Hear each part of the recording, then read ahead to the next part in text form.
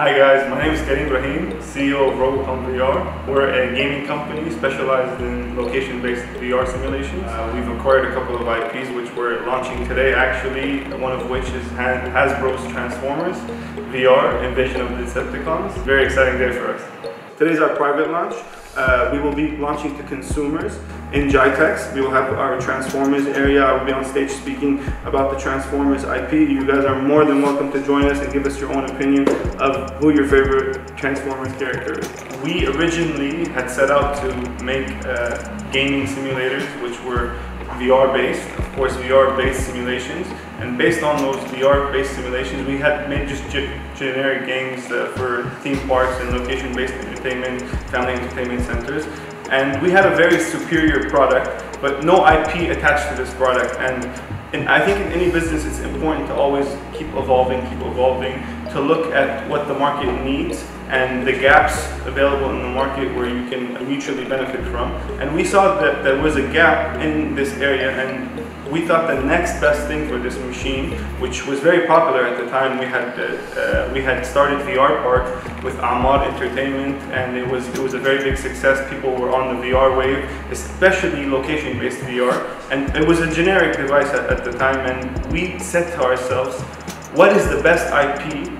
What is the best major IP that would fit such a unique machine? So the machine is a 360 degree rotation military grade device, and we thought to ourselves, one of the biggest IPs in the world, one of the biggest franchises in the world is the Transformers franchise, and we thought how cool would it be to be inside an Autobot, the Bumblebee or Optimus Prime or whatever it be, and you would be fighting off Decepticons. So we merged this IP, which we found would be very appropriate, the Transformers IP, into this military grade device, and we now have the Transformers VR. Of course, any game or any product comes with an origin story. Our origin story was, let's go back to the arcade era, you know, the 70s, the 60s, the 80s, when people used to socially interact via arcade, you know, these old school arcades. One of the most successful games was Space Invaders, right? So Space Invaders was a very successful video game. One of the most successful video games, actually. It sold over 400,000 cabinets worldwide. And the reason it was so successful is it gave you that drive to keep beating your own. So I think as humans we fundamentally want to self-evolve, we want to self-develop our skills. And that game kept on giving you the edge. I want to beat my own score, I want to beat my own score. So we got inspired by Space Invaders, but we said to ourselves, of course, Space Invaders is very outdated now. How can we make Space Invaders, Transformers, and this military-grade device tie into one singular concept and idea? And this is where the idea came about. So you are in this flight simulation, in the body or in the eyes of Bumblebee himself, and you have different formations of Decepticons or enemies, let's call them, coming in at you from multiple directions, and in this 360 degree cabinet you have to fight off these Decepticons and enemies, giving you a much more immersive experience of what was known as Space Invaders, now of course tied with the Hasbro Transformers IP. The VR industry is growing massively. COVID-19 had a big part to do with that. Social distancing, people staying at home. But fundamentally, when it comes to VR, it's all about content and how you interact with this content. Is it relevant? Is it replaceable for something you do normally? So there's a lot of people that are now choosing to go to nightclubs via VR applications, which I don't think is the best way, you know. But to each his own, as they say. I think what will make VR even grow faster, or the reason it's been growing, is people will need to connect more immersively. So we connect right now via our phones, our laptops, which is a very two-dimensional way of connecting with each other.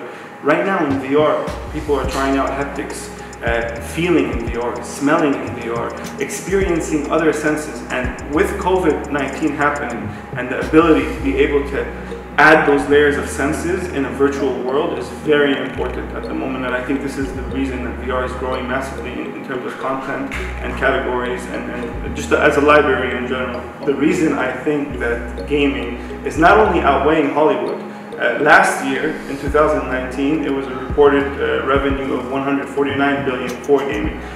Movies, sports, and film, so music, film, and movies combined made 49 billion. So there was $100 billion difference or gap between those two. Now with COVID, of course, with COVID happening, gaming is surpassing all expectations. It's breaking records from PlayStation to Twitch, anything you can imagine. Streaming is off the chain.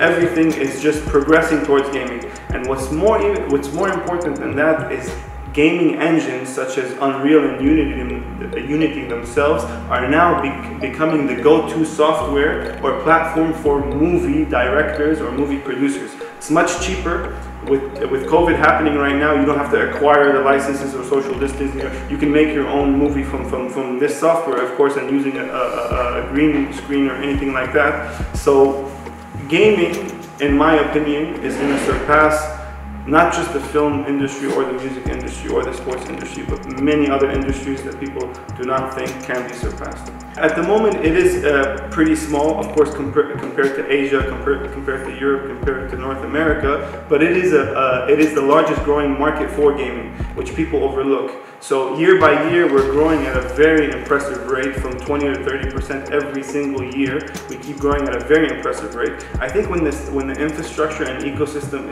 is better structured and built here, we will have more opportunities and companies will start emerging, such as myself and our company, among these countries. Who's your favorite Transformer and why? Oh, definitely Bumblebee. Definitely Bumblebee. No words, only actions.